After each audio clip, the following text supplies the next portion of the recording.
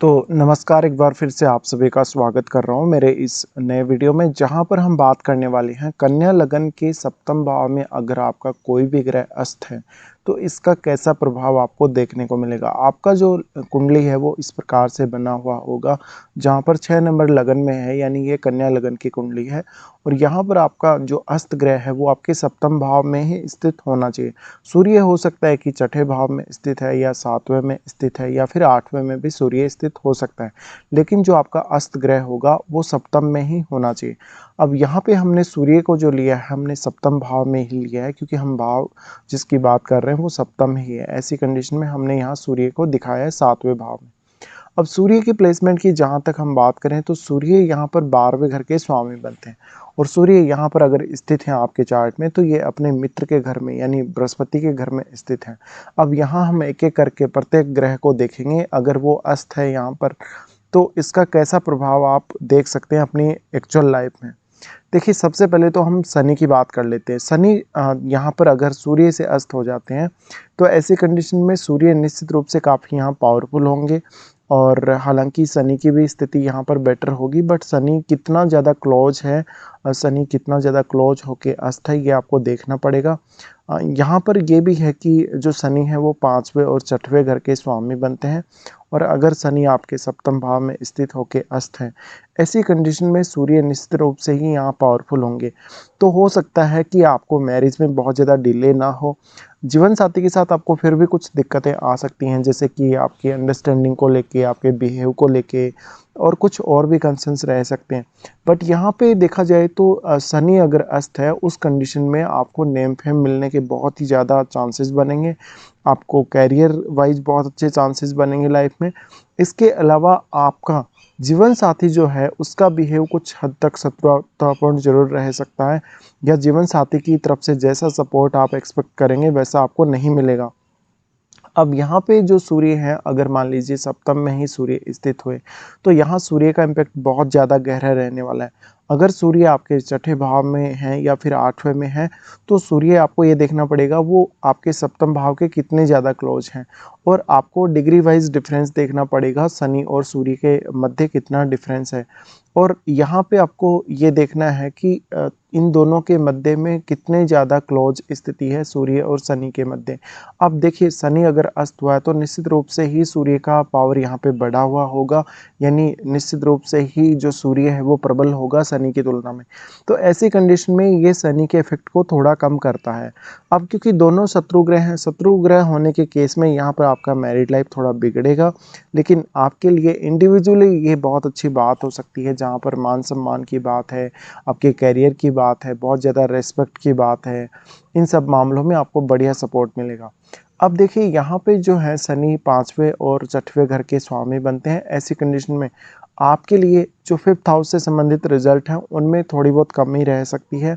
इसके अलावा 6th house से संबंधित आपके जो रिजल्ट हैं, जैसे कि आपका डेली लाइफ है, आपका कोई भी प्रकार का रोग है, आपको कर्ज वगैरह लेना है, या आपका जो जहाँ पर आप काम कर रहे हैं, जिस ऑफिस में भी आप हैं, वहाँ का कल्चर कैसा, इन सब मामलों में ज़रूर असर पड़ेगा। और ऐसी कंडीशन में अगर शनि अस्त हो जाते हैं तो ये बहुत हद तक पॉसिबल है कि आप इन दोनों भावों से संबंधित कामों को बहुत ही इजीली कर सकेंगे।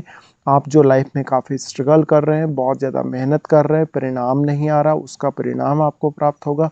और जो भी अचीवमेंट आप अपने कैरियर में पाना चाहेंगे वैसा आपको मिलेगा। अब हम देख लेते हैं यहाँ पर बुध को। बुध अगर सूर्य के द्वारा अस्त हैं तो सूर्य यहाँ 12वें घर के स्वामी हैं, जबकि बुध जो है कुंडली में आपके लगन के स्वामी और 10वें घर के स्वामी होकर यहाँ पर अगर बुध अस्त है, निश्चित रूप से सूर्य का प्रभाव अधिक रहेगा। ऐसी कंडीशन में आपका जो जीवन साथी है काफ़ी ज़्यादा टैलेंटेड हो सकता है, जीवन साथी आपको काफ़ी अच्छी सलाह दे सकता है मैरिज के पश्चात। लेकिन क्योंकि बुध यहाँ नीच की स्थिति में भी होंगे, ऐसी कंडीशन में कभी कभी आपका जीवन साथी के साथ थोड़ा वार्तालाप अधिक हो जाएगा, थोड़ा तू मैं हो जाएगा, और आपस में थोड़ा रिलेशन कभी कभी बिगड़ जाएगा। और वहाँ पर जो मेन इशू रहेगा वो रहेगा आपके आपस में जो कन्वर्सेशन है उसकी कमी, या फिर कन्वर्सेशन को लेके कुछ दिक्कतें रह सकती हैं। अब क्योंकि ऐसी कंडीशन में जब भी बुध अस्त होगा तो ये आपको कैरियर के मामलों में और इंडिविजुअली बहुत ही ज़्यादा सपोर्ट करेगा, क्योंकि लग्नेश और 10वें घर का स्वामी है आपके कुंडली में बुध। अब लेकिन बुध अगर अस्त है तो यह भी निश्चित है कि जो सूर्य है उसका इम्पैक्ट बहुत गहरा रहने वाला है। ऐसी कंडीशन में आपको विदेश यात्राओं से फ़ायदा हो सकता है। आपका कोई ऐसा बिजनेस हो जो विदेश से कनेक्टेड हो तो आपको काफ़ी लाभ मिल सकता है। इसके साथ साथ आप में टैलेंट की बहुत ज़्यादा वृद्धि देखने को मिलेगी और ये स्थिति आपके प्रोफेशन में आपको काफ़ी ज़्यादा मदद करेगी। ऐसा भी हो सकता है कि आप साइड में एक बिजनेस कर रहे हैं और साइड में अपना जॉब भी कर रहे हैं।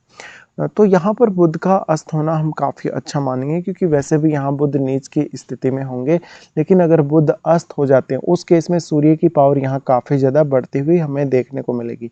तो फिर आप कुछ हद तक ये भी बोल सकते हैं कि जो बुध के रिजल्ट हैं उनको सूर्य काफ़ी डोमिनेट करेंगे। ऐसे में कुछ हद तक बुध के जो रिजल्ट हैं वो सूर्य से प्रभावित हो सकते हैं। अब हम यहाँ से आगे बढ़ जाते हैं और मंगल के बारे में देख लेते हैं। मंगल अगर यहाँ पर अस्त है तो मंगल आपकी कुंडली में तीसरे घर और आठवें घर के स्वामी बनते हैं। अब देखिए मंगल का अस्त होना यहाँ पर बहुत ही डिफरेंट परिणाम लेकर आएगा। एक तो यहाँ पर जो मंगल है अगर अस्त है, ऐसी कंडीशन में जातक को कैरियर में बहुत ज़्यादा फायदा होने वाला है, क्योंकि दोनों ही फायरी प्लैनेट हैं। ऐसे में अगर मंगल अस्त होगा तो मंगल की पावर बहुत ही ज़्यादा बढ़ेगी। तो ऐसे केस में रिलेशनशिप के लिए अच्छा नहीं है। अगर स्त्री की कुंडली है तो उनके जीवन में कोई एक बहुत बड़ा ब्रेकअप हुआ हो सकता है या उनका कोई एक रिलेशनशिप टूटा हो सकता है। जीवन साथी के साथ अक्सर मतभेद और वाद विवाद देखने को मिलेगा। बट अगर मंगल यहाँ पर अस्त है तो ऐसी कंडीशन में आपको जीवन में कुछ करने, कुछ स्पेशल पर्पज़ के लिए लाइफ जीने या वास्तव में एक लाइफ का एक गोल लेके चलने में आपको मदद करेगा। इसके साथ साथ उस गोल को अचीव करने में भी यहाँ पर आपको मंगल मदद करेंगे।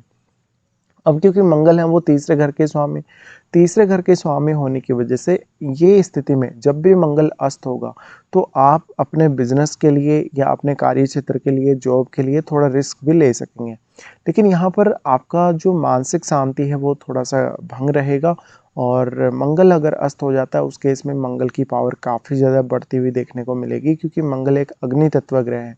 इस केस में आपको थोड़ा सावधान रहना है। जीवन साथी आपके ऊपर बहुत ही ज़्यादा हावी रह सकता है। जीवन साथी आपका धन के मामले में कुछ नुकसान करा सकता है या बहुत ज़्यादा खर्चे आपसे करवा सकता है। इसके साथ साथ मंगल हैं वो आठवें घर के स्वामी होने की वजह से ऐसा भी हो सकता है कि मैरिज के पश्चात जो आपके इन लॉज हैं वो आपको बहुत ज़्यादा फोर्स करेंगे, वो आपको अपने अकॉर्डिंग चलने को मजबूर करेंगे। तो मंगल का ये इफेक्ट यहाँ रहेगा। हालांकि यहाँ मंगल आपको आपकी रेपुटेशन बढ़ाने में, आपके कार्य क्षेत्र में आपको आगे बढ़ाने में काफ़ी ज़्यादा मदद यहाँ कर जाएगा। उसके बाद हम लेते हैं बृहस्पति को। बृहस्पति अगर यहाँ पर अस्त हैं तो देखिए बृहस्पति का ये खुद का घर है।